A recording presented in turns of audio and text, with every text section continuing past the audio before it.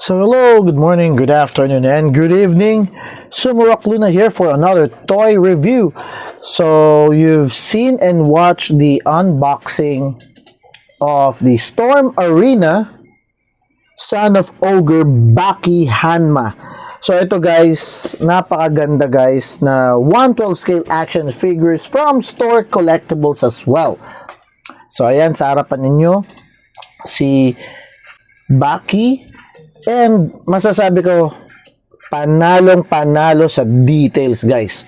So, if you've seen the unboxing, you will see that there is an alternate head sculpt na shouting head sculpt na napakaangas. Ito siya.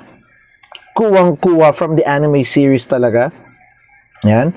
And as well, with the total of 6 pairs of alternate hands. So, meron tayo itong semi-open palm, meron din closed fist, and meron din isang parang choking fist. So, nandun naman yun sa unboxing video. So, hindi ko na ipapakita. Overall, guys, articulation of this action figure from Storm Arena, kumbaga, hindi siya nagkakalayo sa Storm Collectibles na first releases nila ng 1/12 scale action figures. Napakapanalo. Points of articulation would sum at least 25 to 30 points of articulation, guys. Napakaganda, napakasulit, guys. Tingnan naman, may pullback action. Key features niya, guys. May pullback action sa legs for more poses for kicking, kneeling, and as well, jumping poses. Napakaganda. Double jointed, both the knee, ayan, na napakasulit, and the elbow as well. Parehong-pareho lang ng body mode from the Storm Collectibles. Pinaliit lang nila kung tutuusin, guys. At mas pinaganda ang quality. Alright?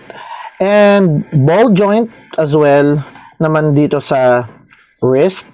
Okay? Pati din sa ankle. At ang maganda din dyan is yung foot niya is bendable. Ayan. Okay?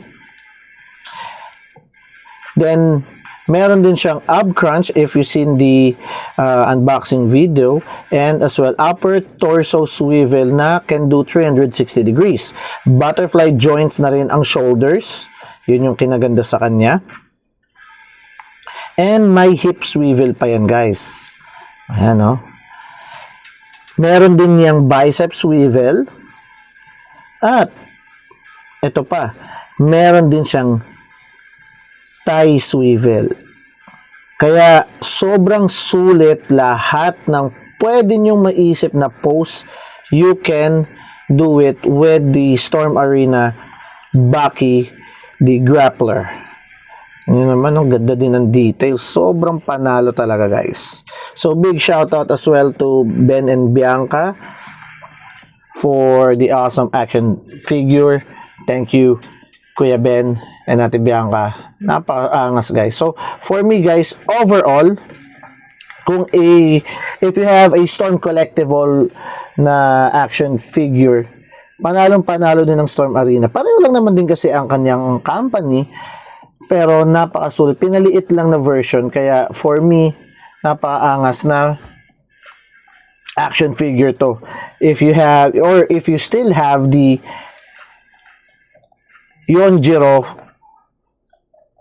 Hanma or the Ogre himself dun sa Storm Collectibles, maganda siyang ipagtabi kay Baki ng Storm Arena. Kumbaga, talagang tatay na tatay talaga.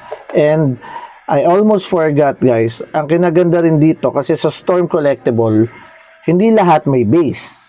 Sa lahat ng action figure ng Storm Collectible na bili nyo.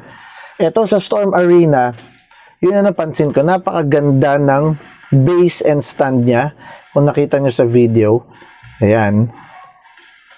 Clear plastic and naro-rotate to.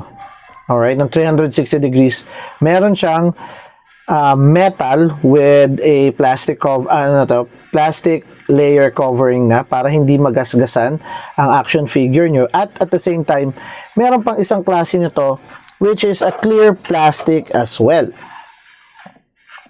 Ayan. Okay? So, you can alternate it anytime you want. Depende sa poses na gagawin ninyo. So, guys, for me, this is an overall 10 out of 10 from Storm Arena na Baki the Grappler. And at the same time, first time kong i-review ang Storm Arena kasi lahat ng linalabas na lang Storm Arena from the Street Fighter, hindi ko kinuha kasi gusto kong si Baki ang unahin ko talagang ma-toy review. So, hope you enjoy this toy review of our 1/12 scale Storm Arena, the son of Ogre Baki Hanma, or also known as Baki the Grappler from the Netflix TV series or as well anime na Baki the Grappler. Alright, so please do like and follow my page, Sumrock Luna, on Facebook, TikTok, Instagram, and even on YouTube for more toy unboxing and toy review. Sumrock Luna out. Always remember, happy collecting and collect responsibly, guys.